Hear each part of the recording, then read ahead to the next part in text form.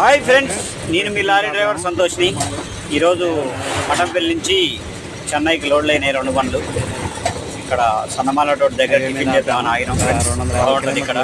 కొన్ని డ్రైవర్లు చాలామంది ఆగుతుంటారు. ఇక్కడ వచ్చేసి సాంబార్ ఇడ్లీ ఫేమస్. ఇదే టిఫిన్ హోటల్. ఎలా ఉందో చూడండి, బాగుంది. ఆనియన్ దోశ చెప్పినాను, అతనేమో 2 ఇడ్లీ 1 ప్లెయిన్ దోశ.